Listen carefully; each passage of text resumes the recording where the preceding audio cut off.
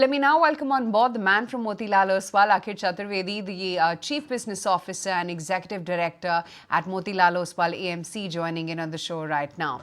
Great to have you on the show, Akhil. Thank you so much for joining in and congratulations. What a proud moment. You've managed to surpass that 1 lakh crore rupee mark when it comes to your AUMs. Tell me, given that one has seen a big move in the equity markets in the last decade, but we're still scratching the surface and the penetration levels still aren't that deep. What is it that we could look at in terms of, visibility for your AUMs in the next, say, 4 to 5 years or even 10 years hence? Thank you. Thank you so much. Yeah, it's indeed a big milestone we've crossed at a lakh crore.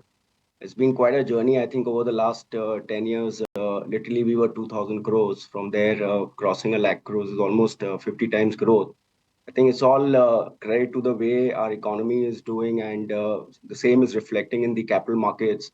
And over the last few years, obviously, we have seen a lot of retail participation, through mutual funds, through insurance, EPFO participation. So all of this, on the back of a lot of optimism, great returns from the market, a lot of optimism from the investors who continue to come into the markets through essentially mutual funds and other platforms. I think it's still, tip of the iceberg. The journey to growth looks very, very promising, and we are pretty excited for the next 5 years, 10 years. Uh, as we all know, we continue to see a lot of growth in the SIPs. Literally, the SIP volumes have gone up almost 40% in the last year or so.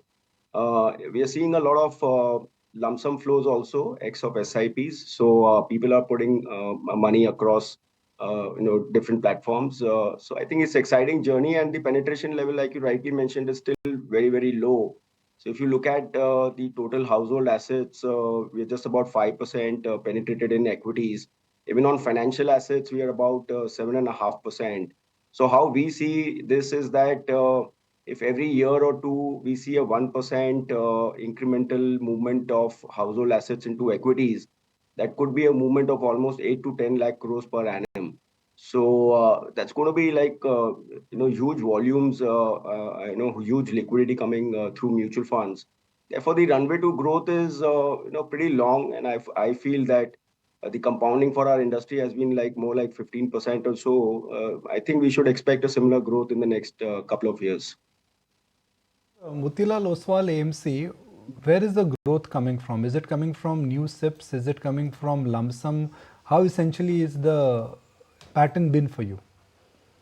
Yeah, Nikunj, so it's been, like I said, it's been a combination of SIPs versus lump sum flows. So while the mutual funds part of the business continues to grow through the SIPs, our SIP book has gone up 3 times in 2 years.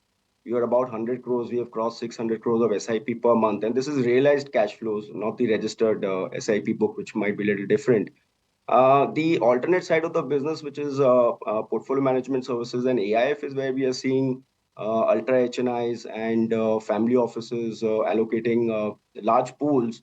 Although we are seeing that off late in that segment also, people are trying to stagger off their investments given the juncture we are at.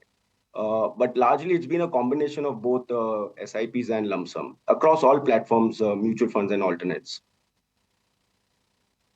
What is the average size of SIPs? The industry average from AMFI is about 2,500 crore. Motilal Oswal being a more premier sort of AMC, what is the average size for you? For us, it's about 3,800, and because a lot of SIPs also come through the digital channels, direct, and a lot of retail investors. So our number of investors in SIPs also is up 3 times. So the average ticket is still pretty much 3.5, 3,800 thereabouts. Number which the industry also shares with us. If you could also tell with us, share with us that what's the whole ratio of new SIPs versus SIPs which are cancelled. Where is that ratio if you compare for Motilal Oswal AMC? About 40%. So so if we register 100, the net is about 70, 75. Of late, you've launched a couple of NFOs, then the defense one being the big one, and then there was a small cap one before that, then there's a mega cap before that. Would you be looking at launching new NFOs in this kind of a market, and would that be a focus strategy for the AMC? So, Nikonj, over the last couple of months, we've been trying to complete our product basket. For a very long while, we were restricting ourselves to launch new products, and we remained in the diversified segment, which was largely flexi cap, mid cap, focus funds. Now, given the way our performances are shaping up, the confidence which is there in the investment team, and new ways of investing across broad-based themes, we feel it is a good time to complete our basket of products. Therefore, we launched our small cap fund, large cap fund, multi cap fund, variety of funds in the diversified segment. The first thematic fund on the active side we did was manufacturing, which looks very, very interesting in India for the next 5 years at least, with all the data points what we are reading. As we go ahead, both on the active side and the passive side, we have a couple of more ideas. So we would be launching on the passive side a very innovative fund, which would be the Momentum 50 fund on the Nifty 500. It's an absolute new product. So that's one thing which we're launching. We have a few themes in our mind. So as we go along, when we feel the levels are comfortable, we will do a couple of more thematic funds. We're looking at digital as an opportunity. We're looking at innovation as an opportunity. So I think in the next 6 months, you should expect a few more new ideations from our side. I wanted to just deviate, Akhil, and understand your outlook overall on the markets and the current setup that we're at, given the fact that, yes, we have been to a certain extent taking cues from what we've seen across the globe. How are you looking at the overall valuations for the Indian markets? Where is it that you see us headed? Do you think that the undertone of the market will continue to remain fairly bullish with a streak of consolidation along the way? I think, obviously, we all are discussing the way the valuations are shaping up at the headline level, but we are growth investors. We are all the time trying to assess what are the opportunities, which themes are looking positive in terms of earnings growth. What are some of the turnaround stories? Where is the opportunity at the right price today?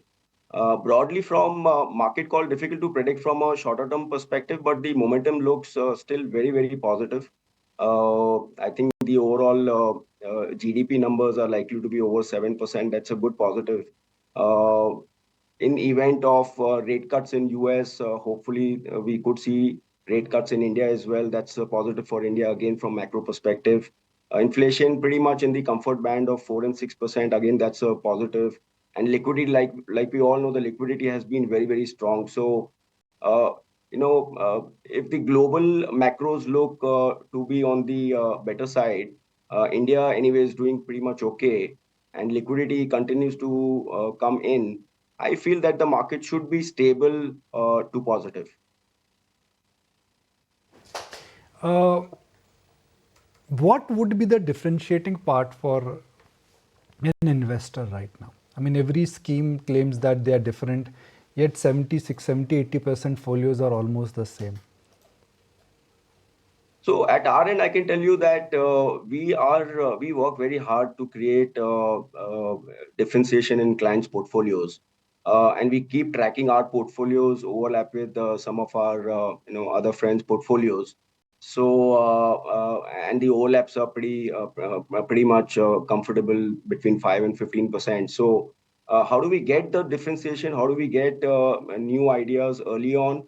Is basically trying to get together and assess, identify new opportunities, new themes. So, for instance, at this stage, we are very, very optimistic about on 7 or 8 themes. We were the early ones to identify telecom. We got inside, and it worked out well for us. On the consumption side, we are very, very optimistic about the high-end luxury consumption, which has worked positive for us. The whole manufacturing theme itself looks very, very tailwinded. Of course, within manufacturing, there are some spots which are looking good from value perspective, and some are looking little expensive. So we need to be little stock specific. Capital market side businesses, NBFCs. I think there are enough and more opportunities where the earnings growth could sustain or probably improve. And that is where I think the fund manager skill of identifying these themes, sectors, subsectors, and then identifying new ideas and trying to be different compared to some of the other products. That's the endeavor for us. And before we wrap, how does this entire global, global pattern of ETF fits in for a market like India? Historically, we've seen in matured markets, which is where we are headed, because we are the third largest market in terms of market cap. So we are not nascent. I mean, we're a large market now in terms of market cap. In matured markets, ETFs are outperforming and benchmark mutual funds, their benchmarks, and mutual funds are struggling to beat their benchmarks. How far are we away from that phase of the market? I think there's still some time for the ETF side of the business to mature in India. I think the biggest challenge what we have on the ETF side is the liquidity and the volumes. I think there is absence of market makers, for the ETF products. We are doing some work on the ETF side. We have several products which are there on the ETFs, and several products where we have created both the sleeves on the index side or in index mutual fund as well as ETF side. What we see is that the appetite to invest in index-based mutual funds is far higher than the ETFs as of today. But I think as the markets will evolve, there would be interest, there would be more market making and more liquidity into the ETFs. And I think over a period of time, this eventually will evolve. We've seen that in the last 10 years. We launched our Nasdaq ETF, back in 2010. For the first 10 years, literally, we had no volumes, no business. The corpus used to be like 75, 80 crores. But in the last 4 years, we've seen both sides, the Nasdaq ETF as well as the Nasdaq Fund of Fund, both have grown phenomenally. But having first-hand experience of managing ETFs, I think if you leave alone the Nifty 50 basket, I think the other basket still the challenge of liquidity and market making is still something we have to deal with. All right, Akhil, appreciate your time. Thank you so very much for joining in. That's the latest with Motilal Oswal AMC, AUM surpassing 1 lakh crore, as well getting a journey as to what the outlook is on the overall market. Steady as things stand. If you like this video, then like, share and subscribe to ET Now.